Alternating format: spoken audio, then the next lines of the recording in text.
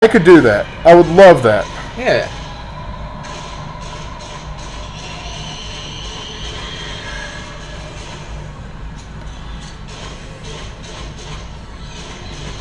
I mean, at the same time, though, that would put you in the same realm as Trump.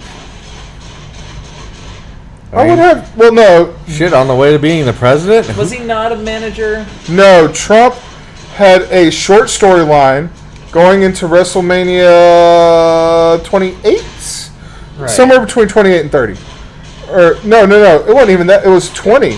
I mean, he's been involved in, like, at least He's in the financial WWE side. Hall of Fame because of that storyline and because he and Vince McMahon are close friends. Right, that makes sense. So, what happened was he did a storyline where it was called a hair versus hair match. Yeah, I remember that. He had chosen a champion, Bobby Lashley. Vince McMahon chose the now deceased Umaga. Rest in peace to Eddie Fatu. Yay, now I have the shotgun. Also, those boxes give me the weapons. Yeah. Oh, okay, so keep an eye out for Gotcha. those. Oh, God. Left. Right. So, the hair versus hair match, like you knew Trump wasn't going to lose that because... There's another shotgun now on the left. If you don't want the revolver still. Did Trump not lose that? I thought he was the one who lost. No, he won. Okay, yeah, and then he shaved but- McMahon's head. Stone Cold Steve Austin was the special guest referee for that. Ah. And so he still gave... the current president of the United States has received the Stone Cold Stunner from Stone Cold Steve Austin. Fuck yeah, that's an awesome thing to watch, too. Put God. that on loop. And If only once he I could found do it out that today. Stone Cold Steve Austin was pro-gay marriage, I was just like, God damn it, I'm glad I was a fan of yours as a kid and that you didn't let me down now that I'm an adult. You gotta let the men marry the men and the women marry the women, cause Stone And that's the Cold bottom said line, so. because Stone Cold says so. Fuck, I just watched recently, The Rock on his YouTube channel actually has, like, he reacted to his first ever match, which was at a pay Oh God, no, his first ever match was god-awful. Yeah, well, no, that's the thing, though, is just hearing him, he actually treated it like a commentary and talked about, like, how it was insane that he was, like, during one of the biggest pay-per-views of the year in the Survivor Series, yeah. Yeah, He was and then in the just talking big... about, like, if you look here, you can actually see me, like, yelling, like, thank you into the guy's ear. Or, like, how he was, like, he's like, yeah, I was pointing what I thought was the hard cam, but the hard cam was behind me. Yeah. So all you see is my back as I shout the other direction. So that's that's his first big match. It's not his first match. Oh, okay. His first match was never aired. Right, his first televised match, at least. So The Rock says, here's where I call, like, The Rock is, by most definitions, a third-generation wrestler. Right. I say he's a second generation. And Okay. and this is just my semantics. I'm not trying to take away from Dwayne The Rock Johnson's career or the amazing things he's done. Oh, he's fantastic. I love The Rock. And I don't want to belittle anything he's achieved. He was the first African-American WWE champ. Well, he's first half African-American WWE champ in ever. Okay. I was going to say, I thought he was Hawaiian. He's half black and half Polynesian. There we go. Okay. His That makes father sense. is Rocky Johnson, Right. the African-American wrestler. Oh, right. And wasn't his grandpa in wrestling, too? His maternal grandfather was a wrestler. Right, okay. The great Chief Peter Maivia. Right. That is where The Rock gets his relation to Rosie. It's where he gets his relation to Umaga. It's where he gets his relation to fucking Roman Reigns, the Usos. I mean, basically, there's not a... With the exception of Tamina and... what's his face? Tamina's father, Jimmy Snuka. There aren't too many... what's the word? Samoan descent Polynesian wrestlers Right. who aren't related to The Rock. Yeah. I mean, that kind of... It's already, like, a pretty close-knit community. Yeah, because there's such a huge fucking honor-bound family. Ah. Oh, Oh my god, he popped out of nowhere. I'd be spooked if he Oh were my god, moving. they're all over the place. Oh my Oh god, god, they're actually moving. that That's one's pretty alive. They've been moving. fucked. Oh god, fuck. What the fuck? You took him down. How the fuck? Okay, whatever. So, The Rock's mother is not a wrestler. Her father was a wrestler. Okay. His father's father was not a wrestler, but he wrestled for his wife's father. Okay. So Rocky Johnson wrestled for Peter Maivia. And Oh my god, it's like so this room. Peter Maivia was a promoter in Hawaii. Okay. Rocky Johnson met his wife Not the through parts. work. Wick So would have a good it's time. like Triple H's daughter trying to say that she'd be a third generation wrestler.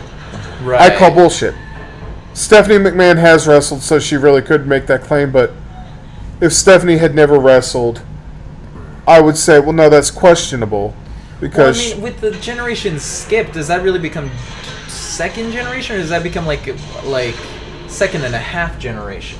well, see, like, I don't consider him a third generation star because it's not a straight line from father to son to son. Right. It's a line from maternal grandfather to father to son. Okay. Whoa, what the fuck? I want money. My ethics are questionable. I want candy, bubblegum, and taffy. Let's get to the sweet shop with my sugar heart Sandy. Got my penny saved, so I'm a sugar daddy. What is that thing? That's It's MCP just dancing. pants. MCP pit. Oh my god, It's she's angry. Chris. You don't remember that song, It's Corey? the I do. I love shit. MCP pants. It's MC. I fucking haven't listened to MC Chris in forever. I'm pretty sure I'm caught up on his albums. Wasn't the last one MC Chris is Dreaming? Or is That's has it been a new one? MCP pants, thank you. Well, yeah. Oh, fine. Fine. We're going by the canon of the show. Giant spider Pretty that sure. wears I a don't know diaper. if he showed up. I remember he showed up in like the one time where all the villains came together, and I think that's the last time I ever saw him. But considering his backstory, He turned into probably something came else. back again. Yeah, it was like he was the spider, and then he was the cow, and then he was a vampire, then he became a worm, and I don't know anything think the after worm that, was 'cause the I kind of last fell one. off of ATHF, and then I don't know. They had like that, and then they ended that, and then they had what was it? Something Teen Action Team Patrol Squad or whatever, the spin-off business. You guys I'm pretty speak sure among that's- yourselves. I'm fucking dealing with the undead mannequins of hell. Yeah, mannequins, whatever. We're talking about cartoons for adults. Cartoons for adults is adults for cartoons. Cartoons about a shake and It tastes like surprise. candy. If chicken was a candy. Man, it What? looks kind of like a heart, but at the same time, I don't know. Ooh, tentacles. Oh, there's Hey, how many tickles does it take to make an octopus laugh? one. No. 10 tickles. Oh my god! Hey, was you that Bray Wyatt? I thought that was Valdo. Every Oh, Tickle Me see ya. Elmo before it leaves the factory, it needs at least 2 testicles.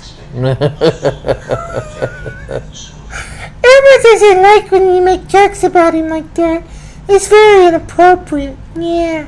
I'll talk about your balls all day if I want to, little fuzzy red man. Emily got no What balls. is They had to one- fix You know it. why Emma talks the way he does?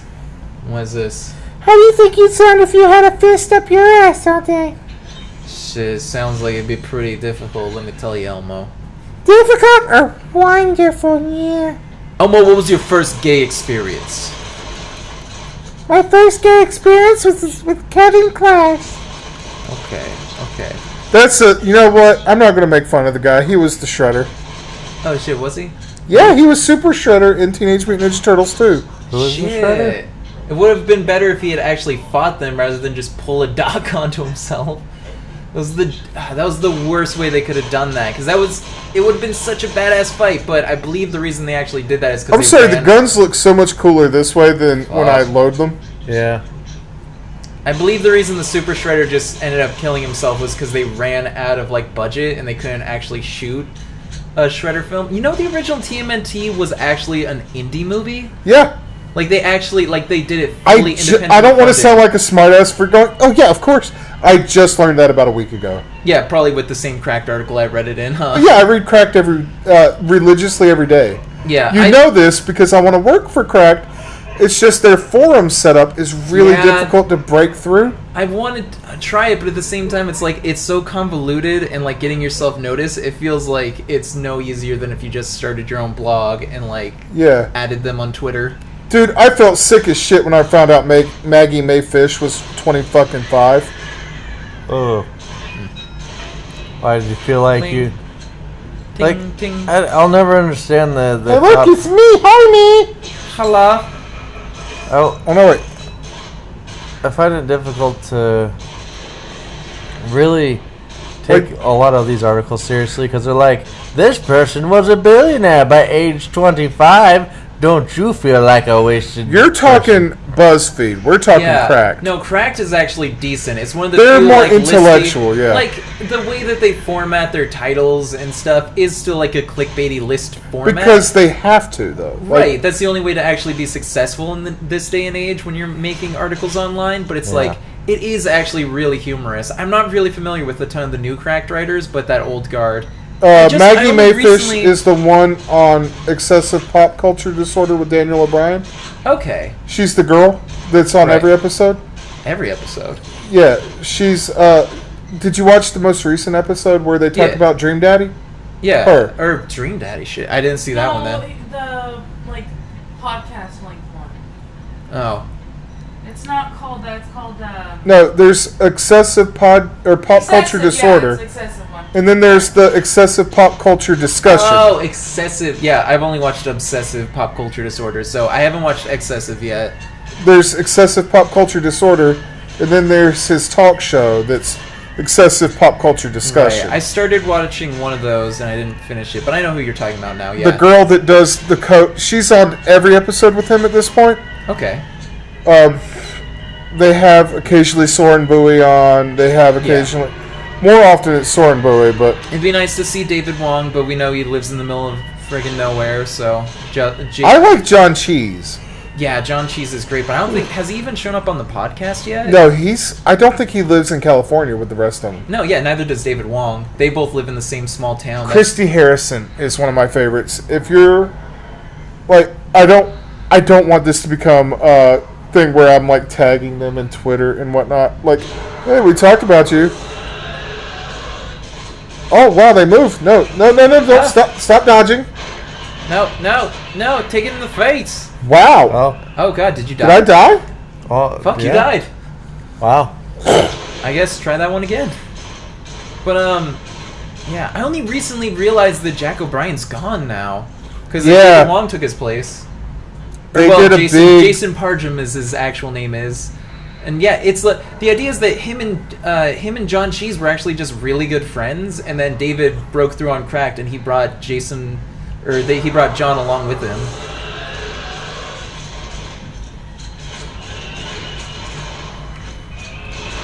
Like that's why John is like a main character in his books. It is supposed to be more or less the goofy stories that he wrote about him and John just fucking up the world. So Jack and Daniel, brothers or not? Because I'd always heard they were, but then I couldn't tell whether Daniel was making light of that in his goodbye article to Jack. I don't know. They can't. I'm pretty sure they just have the same last name because they don't look a thing alike. I genuinely can't tell familiar. And most of the times whoa shit, that's fucked up. Most of the times that they show up, they're just like they do say that there is no relation. Do they?